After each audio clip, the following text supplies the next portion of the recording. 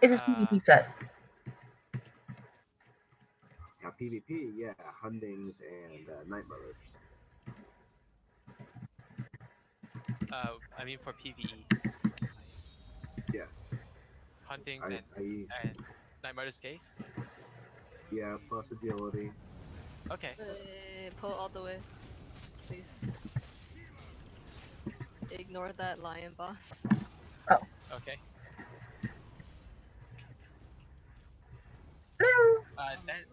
So you're using bow and dual wield, right? Say that again, you cut out. You're using bow and dual wield, right? Yep. So what's your rotation for skills? Typically, I go through the arrow barrage, and then the. I'm not on my Nightblade right now, so I can't list off all the proper names for it. Siphoning strikes, the evasion. What is that more for the Nightblades? What is that? Yeah, it's sort of like the medium armor one, except for Nightblades. Mirage? Or Mirage. Then I do the my horn. Opposite killers. I spam the killer's blade on my back bar. You only want to do that when the enemy is below 25%, because then you get that massive execute bonus. Yep. So, but for steady state, when the enemy is not below 25% health, you want to be using surprise attack, because that will do more damage then. And then on the bow bar, for PvE, because your target doesn't move, you want to be using volley and morph that into endless hail. And you want to use rearming trap, not for the damage from it, but for when you catch a target in it, it gives you a bonus to crit damage, minor force. Are you afraid to stand in that AoE? Yes, I'm afraid to stand in the AoE, I don't have vigor. But I have healing string. This is glass cannon. Okay, I trust you, Safey. We're all using our master weapon. Fine. Definitely don't stand in the AoE from the gargoyle though. Okay. Yeah, so to start the rotation, you buff out with siphoning. Right, sorry. And relentless focus. Trap, endless hail, caltrops, poison injection, and now your bow dots are down. So you want to bar swap onto. Actually, maybe you can stand in there. Not in that. Well, that's because I have a lot of heals. Oh, I mean, I was healing. Oh, true. Okay. Yeah, you can't out heal a healer. Yeah, I wouldn't even dream of trying to out heal a Templar. There's no way. Yeah, but once your bow dots are down. Oh, he's dead. So yeah, I got a pumpkin. Trap, endless hail, caltrops, and poison injection. You want to swap to your dual wield bar. Apply your dual wield dots. There's really only one worth mentioning, and that's red twin slashes. But for tougher things, you want to slot vigor there instead, anyways. So at that point, oh, no wonder I can't mount. You would use surprise attack, and also keep blade so up on that bar. I don't know what you're talking about. Fine. Wait, yes you do. I'm just saying though, it's a lot of information all at once. Well, Larry's been playing this game for a while. He knows what he's doing. He just needs a little help to try and get, like, to the bet version of VMA, which is very difficult. Oh, VMA is another animal. Yeah, I know, not VMA, VDSA. It's VDSA. VDSA, each DPS should do 20 to 25k for a average of 45 to 50k group DPS. Yeah, I've been playing since release, but I usually play Dragon Knights. I don't typically delve into Nightblades, but if you're more familiar with which character can you do the most DPS on? I would bring that into DPS. Well, my DKs typically are more tanky, obviously, to survive longer in PvP.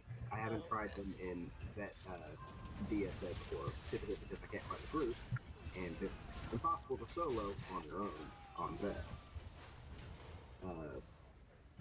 But for the most part, I have a stamina DK. Stam DKs should have the highest single target damage this match. Yeah, you basically slap all the dots you can on the person and watch them fall over. Oh, this way, this way. Oh, right, forgot. I was thinking about doing a dual wield, and then bow on the back bar for all the poison and dots from the bow. Then you switch over to use your dual wield dots, then your DK dots like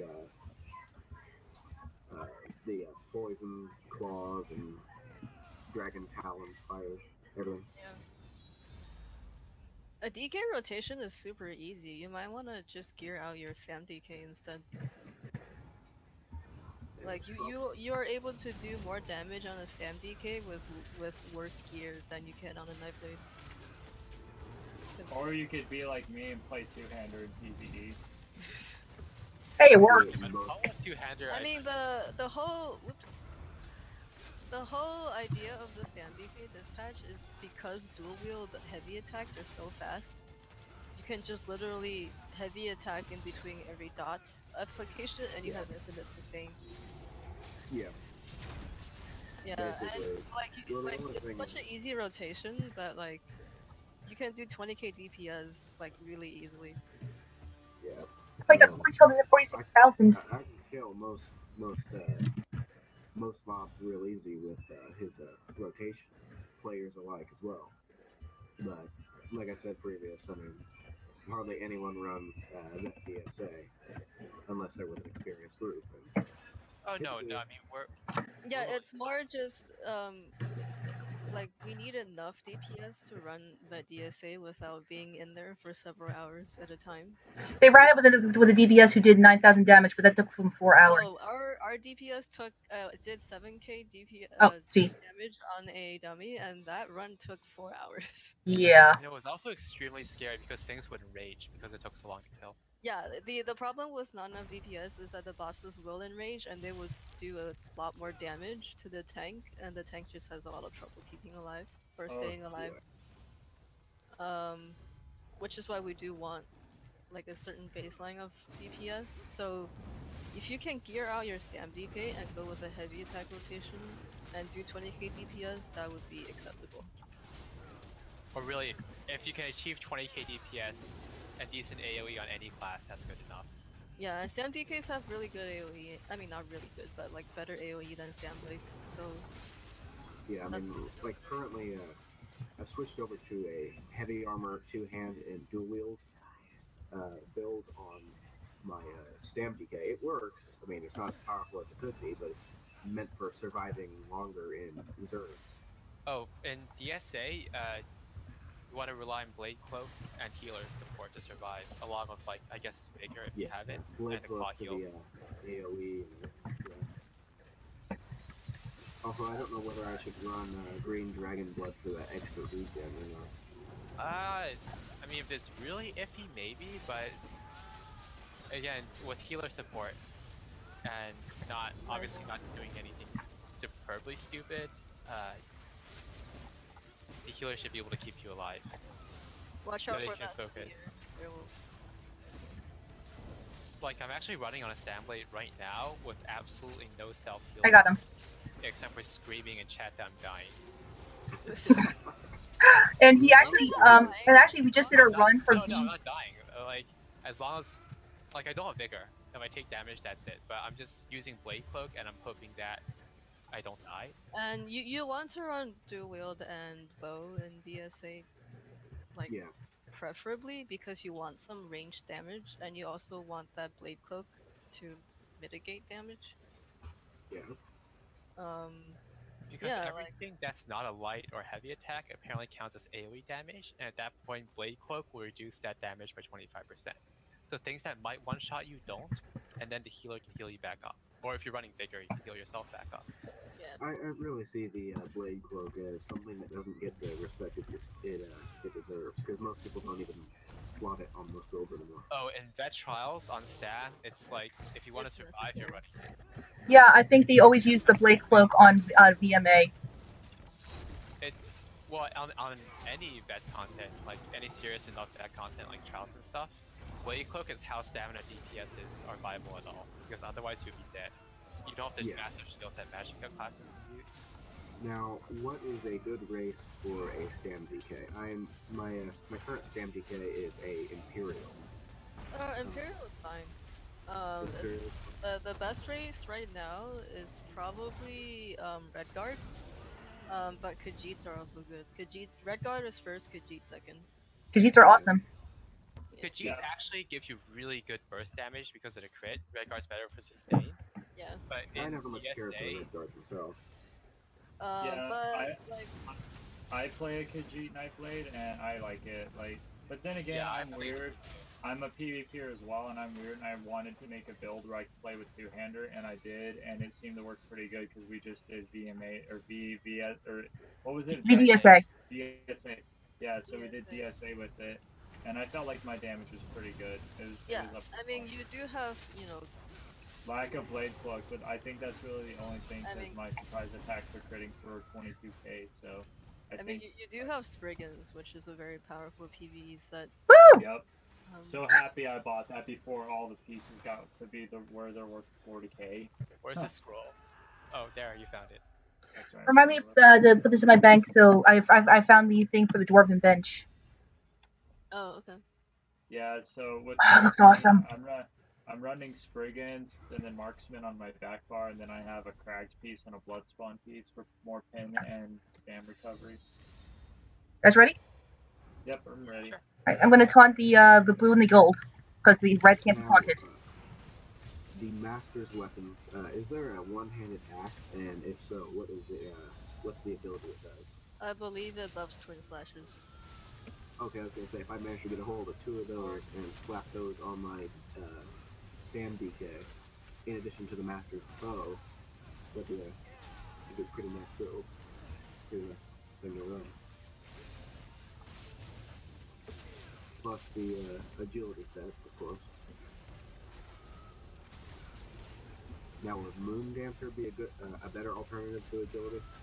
Moon Dancer is Magicka. That's for Magicka. Yeah. Oh, okay. I keep If you actually thinking have access You're to Moon thinking Dancer, of consider going Magicka, because that's a really good Magicka set too. I think you're thinking of Like- Africa. And actually, Magicka is really good in VDSA because you get freaking dealing the VADs and you can decep them. Yep. nice. You want to have at least one person running a D-Step ultimate in DSA. That's just awesome. I'm just making him run in my standard. Otherwise, you might get a bit overwhelmed by ads. Actually, at some point as I experiment, I want to try with 2 stamp blades. I feel like we can do it. But yeah, a stamp DK standard is a good AoE, so it's at least better than a stamp blade. Wow, these guys just got instantly fucked. Like, wow, this boss. It took 1 minute. It took 1 minute 23 seconds. Yeah. Let me put this in my bank real fast. We kind of just, just mic drop. This boss got fucked. I've been looking for people that would be willing to give me tips on this stuff, of course. And now that Gangy has directed me to you guys, It's actually pretty funny how we met, Reeve. I was actually doing I was doing the pledge for Crypto Hearts 1, and I ran to this group, and I suddenly noticed, wow, we're going through this really, really fast. And I go to the group, and I suddenly noticed that, hey, they all have Maw skins. I'm like, oh, they all have 660s. And then they said, do you want to do Dark Shades? I'm like, I already did it, but sure, I'll run it again. And we got another Survivor mode. And I took a shot in the dark and said, would you give me my speed run for Fungal Grotto 2? I really want the Akatosh Gold. Next thing I know, we do 5 dungeons, and at the end of the night, all of us have Akatosh Gold. Yeah. Well, for information on Stam Blade, it depends. If you want to play dual wield, you should talk to Syrian Chowder because I know nothing of how to play dual wield. But I could show you. Basically, the two-hander Nightblade is basically the same as PvP, except you're using some different dot skills and your rotation's like way easier. Yeah, I used to run a two-handed Nightblade.